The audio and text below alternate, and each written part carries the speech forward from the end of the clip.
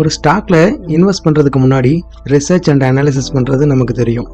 But analysis பண்ணுறதுக்கு technical and ஃபண்டமெண்டல்னு 2 type இருக்குது. இந்த 2 டைப் ஆஃப் அனாலிசிஸில் எது நம்மளை உண்மையிலே வெல்த்தியாக மாற்றணும் உங்களுக்கு தெரியுமா? இதை லைவ் எக்ஸாம்பிளோட பார்க்கலாம் வாங்க.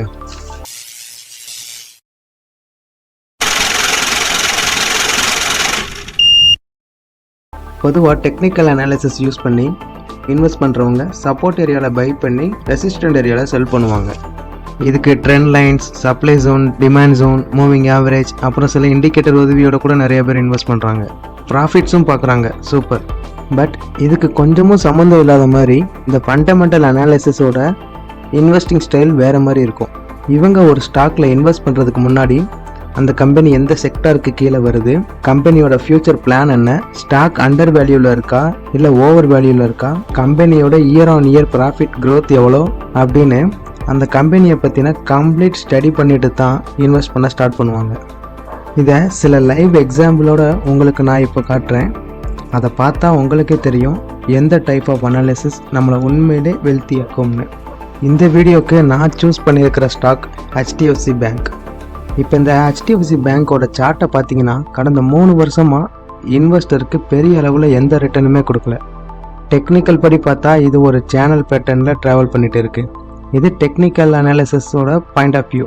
இதுவே ஒரு ஃபண்டமெண்டல் அனாலிசிஸ் பாயிண்ட் ஆஃப் வியூவில் பார்த்தா HDFC பேங்க்கோட PE ratio almost all time லோவில் இருந்துக்கிட்டு இருக்கு. அது மட்டும் இல்லை, இந்த ஸ்டாக்கோட காம்பவுண்ட் சேல்ஸ் க்ரோத் 3 வருஷத்தில் 12% கூடி இருக்கு. ப்ராஃபிட் க்ரோத் 19% கூடி இருக்கு. ரிட்டர்ன் ஆன் ஈக்விட்டி 17% கூடி இருக்கு.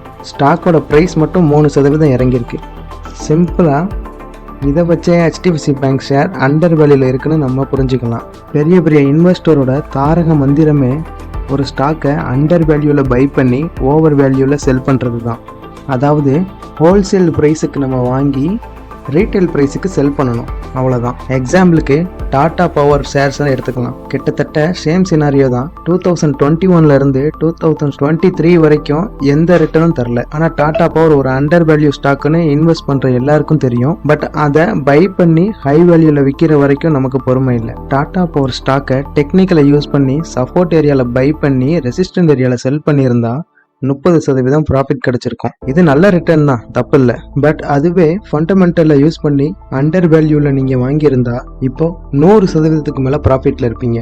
வாரன் பஃபெட் என்ன சொல்கிறாருன்னா, ஷேர் மார்க்கெட்ன்றது பொறுமை இல்லாதவங்ககிட்ட இருந்து காசை எடுத்து பொறுமையாக இருக்கவங்கள்ட்ட கொடுக்கறது தான். எஸ், ஃபண்டமெண்டலை யூஸ் பண்ணி நம்ம ஒரு ஸ்டாக்ல இன்வெஸ்ட் பண்ணும்போது அது சில மாதங்கள் எடுத்துக்கலாம், சில வருடங்கள் எடுத்துக்கலாம். ஆனால் நம்ம அனாலிசிஸ் கரெக்டாக இருந்தால் கண்டிப்பாக நம்ம ப்ராஃபிட்டில் தான் இருப்போம். இது முழுக்க என்னோட ஒப்பீனியன் மட்டும்தான். நீங்கள் ஒரு ஸ்டாக்ல இன்வெஸ்ட் பண்ணுறதுக்கு முன்னாடி உங்களோட ஓன் அனாலிசிஸ் யூஸ் பண்ணி இன்வெஸ்ட் பண்ணுங்கள். ஃபைனலாக டெக்னிக்கல் அனாலிசிஸை விட ஃபண்டமெண்டல் அனாலிசிஸுக்கு தான் பவர் அதிகம்னு எனக்கு தோணுது. உங்களுக்கு என்ன தோணுதோ, உங்கள் ஒப்பீனியன் என்னன்றதை கமெண்ட் பாக்ஸில் கமெண்ட் பண்ணுங்கள், நானும் தெரிஞ்சுக்கிறேன். ஃபண்டமெண்டல் அனாலிசிஸ் பற்றின வீடியோ வேணும்னா கமெண்ட் பண்ணுங்கள், சீக்கிரமே அப்லோட் பண்ணுறேன்.